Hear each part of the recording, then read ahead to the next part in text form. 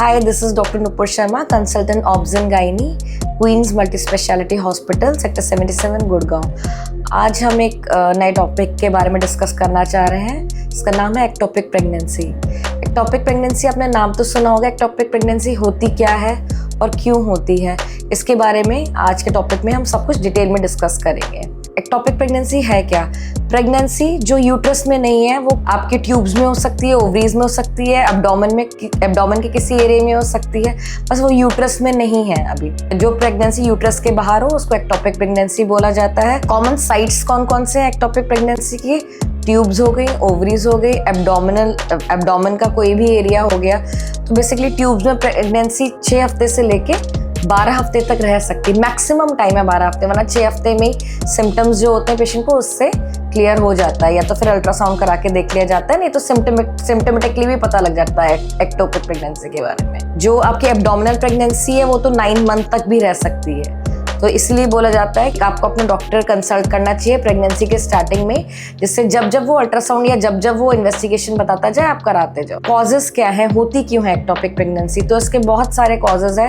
Normal pregnancy में जो embryo होता है वो पहले यूट्रस में डेवलप करता है, उसके बाद वो ट्यूब्स में जाता है, ट्यूब्स में ग्रो करता है, फिर ट्यूब्स के बाद फिर से यूट्रस में आके इम्प्लांट होता है। तो ये एक नॉर्मल प्रोसीजर है। बट ट्यूबल प्रेगनेंसी में जो एक्टोपिक प्रेगनेंसी, उसमें क्या होता है कि जो पेरिस्टालिसिस मूवमेंट है ट्यूब्स का, वो ही नहीं हो पाता। वो बहुत ना के बराबर है या है ही नहीं, क्योंकि कोई ट्यूब की पहले सर्जरी हो चुकी है या ट्यूब में कोई इन्फेक्शन है, जैसे pelvic inflammatory disease, PID, STDs, genital tuberculosis, endometriosis, तो ये सारे कॉजेज हैं। इसकी वजह से ट्यूब्स का नॉर्मल पेरिस्टालिसिस मूवमेंट होता है वो कम हो जाता है या ना के बराबर हो जाता है, जिससे ट्यूब में जो एम्ब्रियो ग्रो करता है वो उसमें ही ग्रो करता रहता है, उसमें इम्प्लांट हो जाता है, यूट्रस तक आ ही नहीं पाता। हम पहचानेंगे कैसे कि को अर्ली सिम्टम्स आ रहे हैं एक्टोपिक प्रेगनेंसी के? सबसे पहले एक साइड में या फिर नीचे वाले हिस्से में पेट के बहुत तेज पेन होगा, या फिर लेफ्ट या राइट साइड में कहीं भी पेन हो सकता है। उसके साथ में आपको स्पॉटिंग हो सकती है, हल्के धब्बेदार ब्लीडिंग हो सकती है। आपको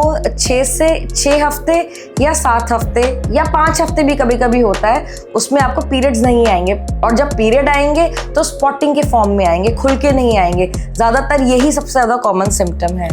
तो अब ये चीज हमें कैसे पता लगेगी? ये क्लिनिकली गायनेकोलॉजिस्ट को पता लग जाती है चीजें वैसे तो, बट अगर आप चाहें तो एक अल्ट्रासाउंड आप करा सकते हैं। अल्ट्रासाउंड और बीटा HCG, एक जो ब्लड टेस्ट होता है, इसमें प्रेगनेंसी का पता लगता है, उसको कोरिलेट करके आपस में और सिम्टम्स देख के आपको पता लग जाता है कि ये एक्टोपिक प्रेगनेंसी है कि नहीं है।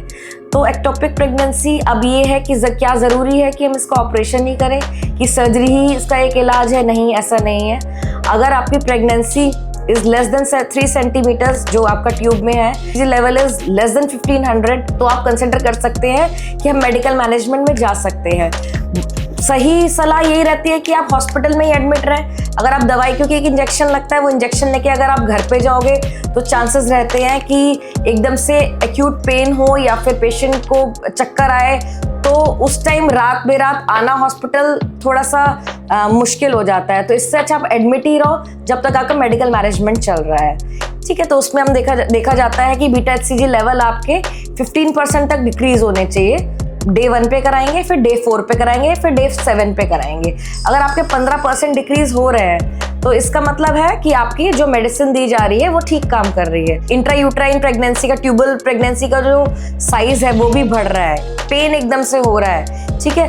या आप हीमोडायनेमिकली अनस्टेबल हो, मतलब कि हीमोग्लोबिन आपका कम हो रहा है, या फिर आपका BP कम हो रहा है, या पल्स ज़्यादा हो रही है, ठीक है। वो आपको मेडिकली जब हम मैनेज करते हैं तो ये हॉस्पिटल में ही पता लग जाता है, तो आपको तुरंत सर्जरी के लिए ऑप्ट करना चाहिए। एक्टोपिक प्रेगनेंसी के बारे में अगर आपको कोई भी डाउट हो या कोई और जानकारी लेनी हो तो नीचे गए हुए नंबर पे आप कांटेक्ट कर सकते हैं, या फिर हॉस्पिटल में आके कंसल्टेशन ले सकते हैं।